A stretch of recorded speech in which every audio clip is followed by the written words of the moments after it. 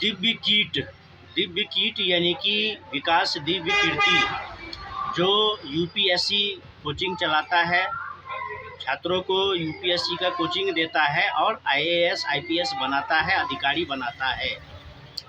वो वैसे है एक नंबर का वामपंथी, एक नंबर का वामपंथी है और जिहादी मानसिकता से बहुत ही अच्छा उसका गहरा लगाव है।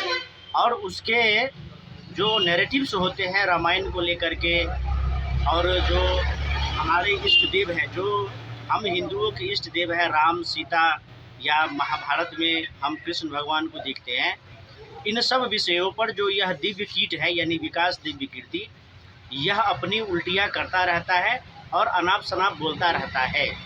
हालांकि उस पर अभी तक कोई एफआईआर नहीं हुआ है।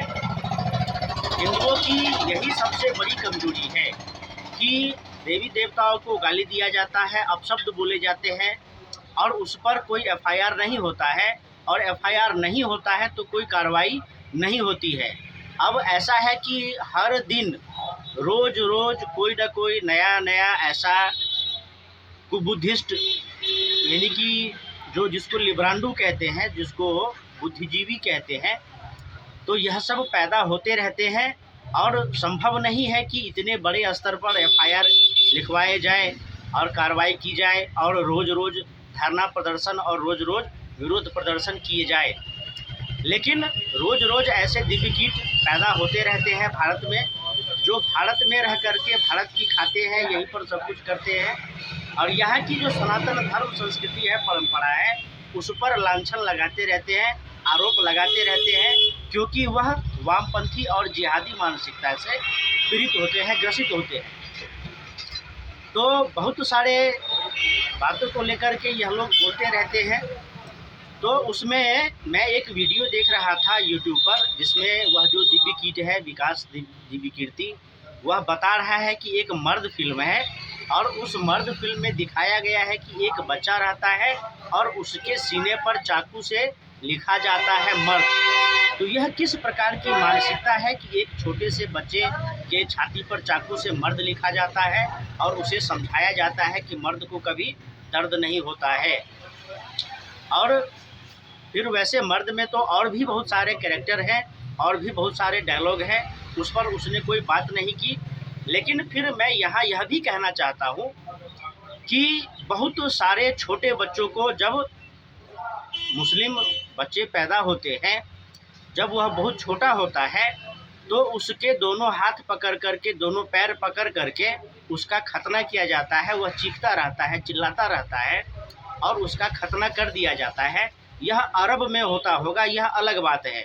उसका जो भी अपना विचार हो, संस्कृति हो, उसके पीछे जो भी मत हो, लेकिन इस पर सोचने वाली बात है कि छोटे छोटे बच्चों को तरपा करके उसका खतना कर दिया जाता है, उसके लिंग के अग्रभाग को काट दिया जाता है कैंची से। वह चीखता रहता है, चिल्लाता रहता है, फिर भी उसको 4 आदमी 5 आदमी पकड़ करके, और यह धंधा है, कारोबार है।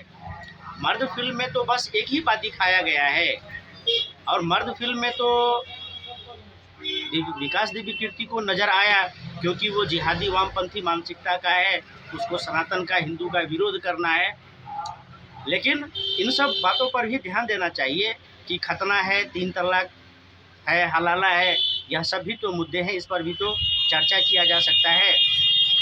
तो इन सब चीज़ों पर ध्यान दिए जाने वाली बातें हैं कि कोई एक नैरेटिव लेकर के आ जाता है और सनातन संस्कृति के बारे में कुतर्क देना शुरू करता है कि राम ने सीता को जंगल में भेज दिया, उसको का परित्याग कर दिया, अग्नि परीक्षा देना पड़ा, राम ने अग्नि परीक्षा क्यों दिया।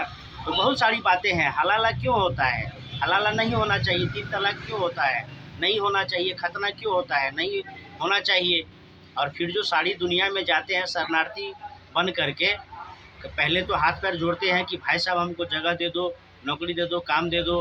फिर जब वह वहाँ पर पैसा कमा लेते हैं, उसको नागरिकता मिल जाता है, वोटिंग का अधिकार मिल जाता है, अच्छी खासी जनसंख्या हो जाती है, फिर वह कहता है कि यह किसी के बाप का थोड़ी ही है।